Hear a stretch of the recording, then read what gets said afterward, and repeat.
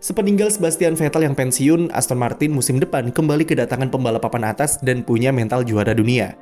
Fernando Alonso datang menggantikan Vettel dan akan berkesempatan untuk menjadi rekan setim dari Lance Stroll.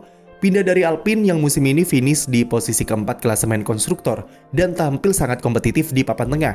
Hijrah ke Aston Martin sepertinya menjadi penurunan karir bagi Alonso. Tapi bukan Alonso namanya jika dia tidak melihat sesuatu yang spesial di dalam tim yang ia huni. Jika Aston Martin tidak menjanjikan, Alonso mungkin juga tidak akan dengan cepat memutuskan untuk ganti seragam menjadi hijau tahun depan.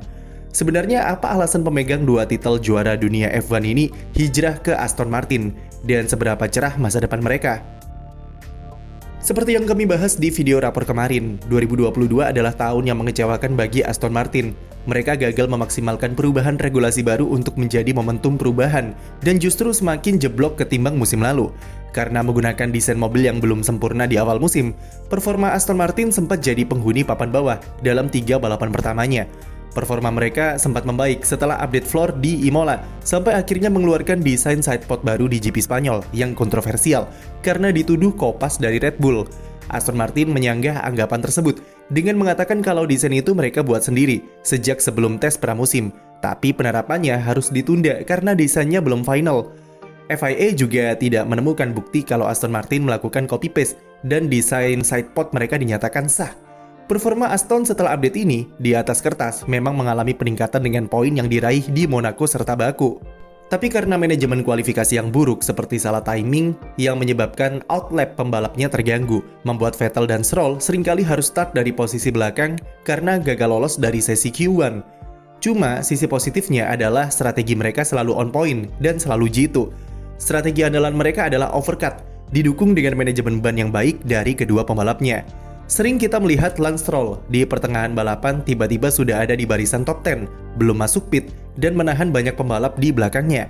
Kemudian ketika race berakhir, kita dibuat terkesan dengan Stroll yang sering finish di posisi 10. Total dia sudah 4 kali finish dengan membawa 1 poin, dan itu sangat krusial bagi progres Aston Martin. Sebastian Vettel tidak perlu ditanya lagi kontribusinya, terutama setelah memasuki GP Singapura dan GP Jepang.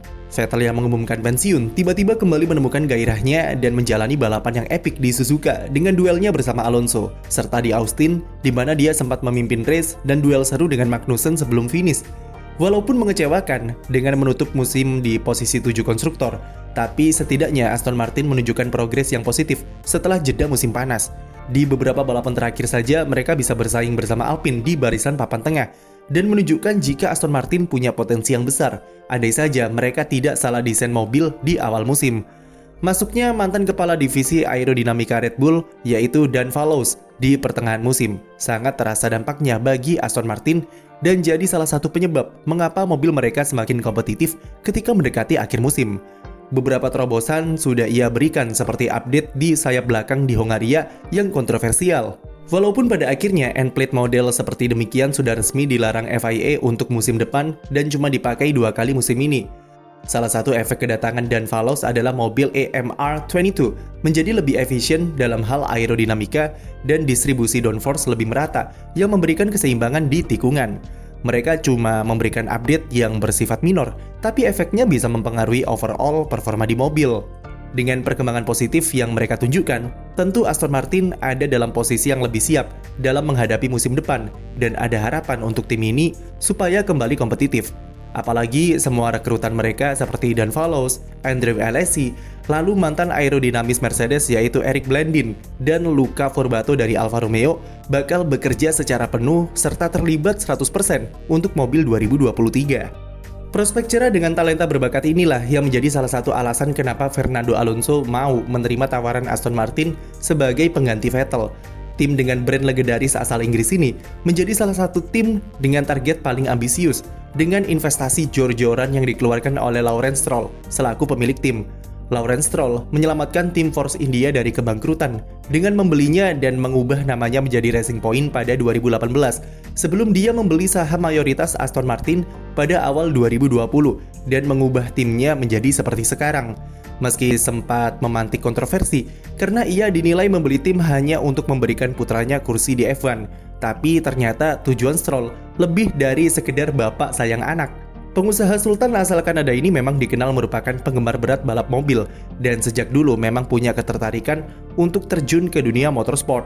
Di dalam dunia bisnis, Stroll dikenal sebagai sosok yang sangat ambisius dan tidak main-main ketika mencoba sesuatu. Hal itu ia tunjukkan di F1 dengan influensinya yang sangat besar sejak mengakuisisi Force India.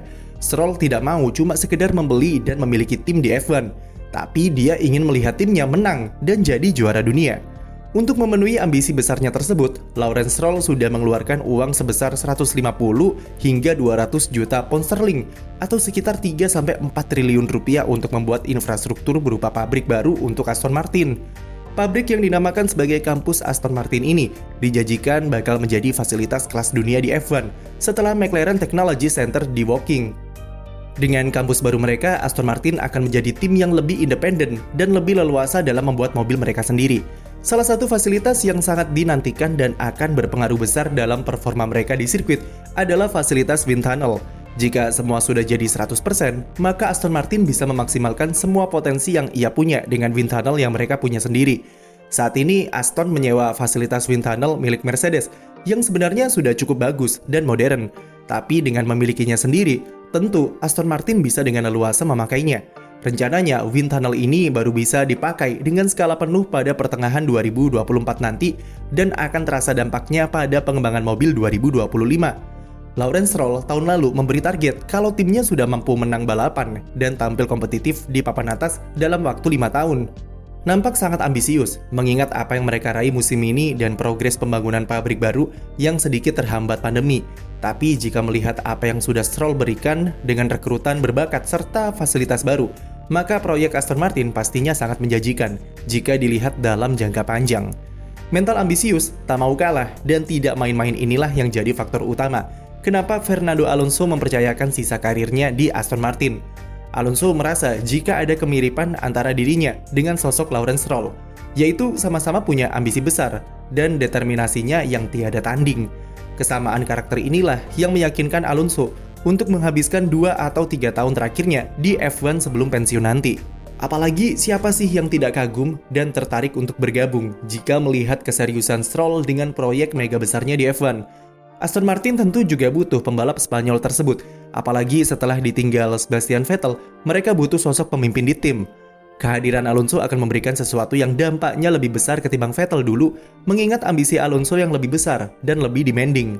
Lance Stroll juga pasti bakal digembleng oleh pembalap sekeras Alonso dan akan jadi ujian mental baginya. Ia tidak bisa bermacam-macam ketika berduel dengan rekan setim seperti Alonso musim depan. Meskipun ia punya backingan bapaknya sendiri, tapi sang ayah belakangan ini tidak terlalu ikut campur dan bodoh amat dengan ulah anaknya. Alonso sendiri mengaku sangat optimis ketika menjalani tes perdana bersama Aston Martin setelah GP Abu Dhabi kemarin dengan mengatakan kalau ia lebih dari 100% senang dengan progres yang ditujukan oleh tim. 2023 akan menjadi tahun yang benar-benar baru bagi Aston Martin dengan mobil generasi baru yang sudah memasuki pengembangan tingkat lanjut dan ekspektasi yang mereka emban.